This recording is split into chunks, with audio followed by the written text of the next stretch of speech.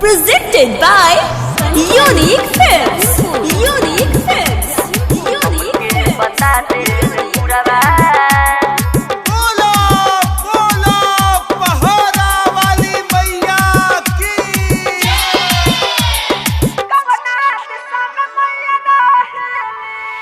हमके बता दे रे पुरवा कवना दिशा में मैया रहेली, कवना दिशा में मैया रहेली।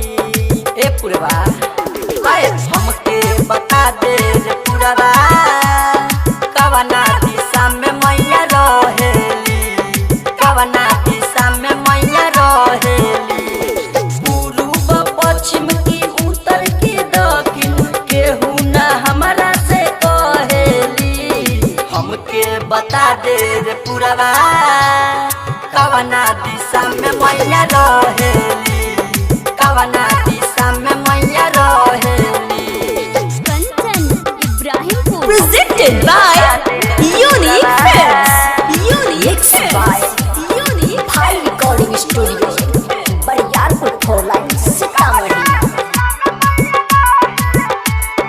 नौ डिबिया तेल जरल कहीं न नजर पड़ल, देखेला मनवा हरल बा।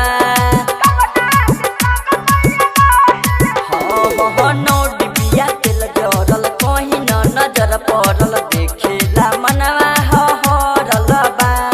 कहिया ले आई माई बेटा के गौआ, हमारा ई नजर में गरल बा।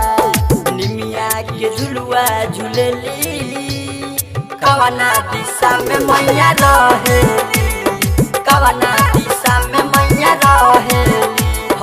हमके बता दे रे पुरवा कवना दिशा में मैया रहेली, कवना दिशा में मैया रहेली।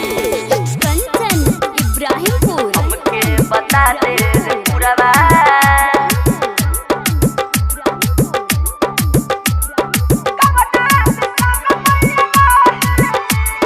सुन रे पुरवा पी के परदेसिया उजवल चंदन जी पूछेला तोहरा से बात हो। पी के परदेसिया रोहित भूषण जी पूछेला तोहरा से बात हो। छोरी के चल जाली बेटा के अपना माई तो दशमी के रात हो। दूर हो के कैसे सहेली, कवना दिशा में मैया रहेली, कवना दिशा में मैया रहेली।